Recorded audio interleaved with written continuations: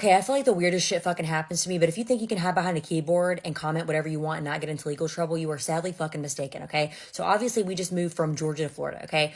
Mostly we got everything on the first trip, but Gavin had to go back to Georgia for a night and get the rest of the shit. Obviously it's a long drive, so he spent the night away for one night. He is back home, so do not fucking try me, okay?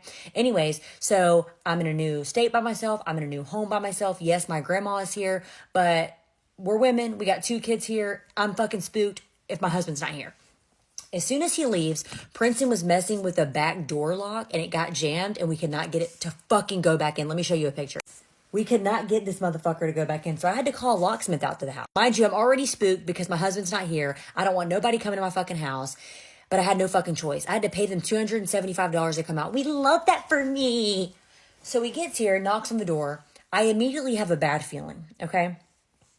He was very quiet, didn't really say much. He looks out the door. He goes, never seen a lock like this before. He's trying to wiggle it around, not really getting anywhere.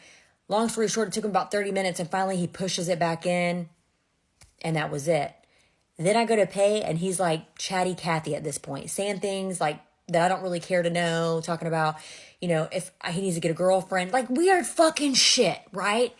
Finally, I pay, he leaves. He's like, let me know if you need anything. I'll come back out, blah, blah, blah.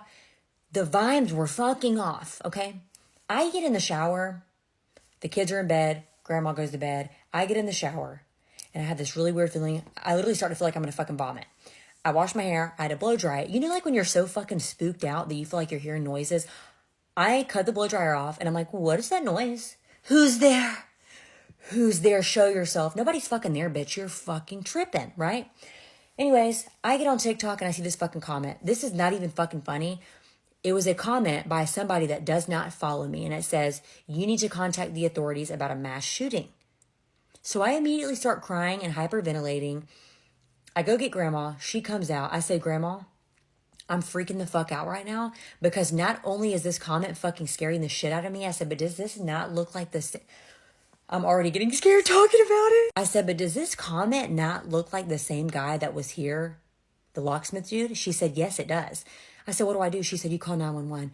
We call 911. Mind you, we're new to the neighborhood. The last thing you want is any kind of police attention at your front door.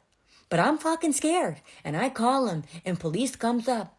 Mind you, while the guy was here, I was so sketched out that I sent a picture to my husband just in case anything.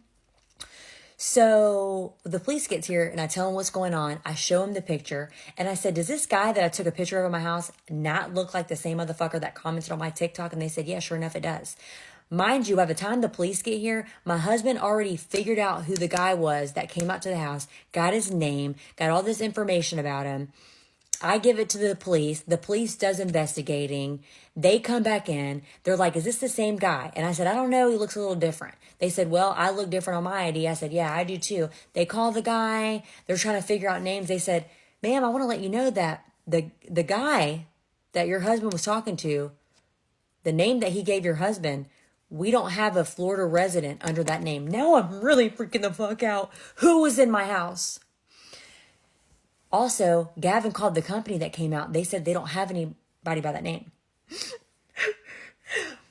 So I go back through my text messages and the last name I spelt wrong. I said, oh, wait, no. This is his name. Long story short, guess what? It wasn't the same guy that was in my house. I done called 911 for them to come out to tell me, you're just having an anxiety attack. You need to go to bed. Not really. They were very understanding. I felt very embarrassed.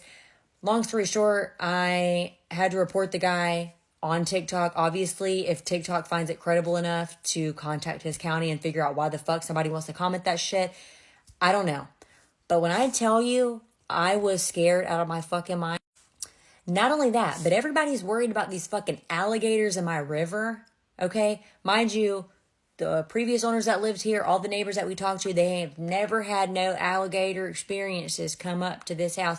Mind you, we're on 2.3 acres. Y'all act like this river is right out the fucking back door. It ain't. You gotta walk ways away down. But you know what? We were talking to the neighbor. You know what he said? We ain't never worried about no gators, but there's some bears back there. I'm sorry. What? What was that? What did you say? He said there's bears back there. They don't fuck with you, though. They don't What? They don't mess with you? Oh, no, no, no, no, no. So guess what? I will not be going out there at night. Y'all are worried about the wrong thing. We need to be worried about them bears.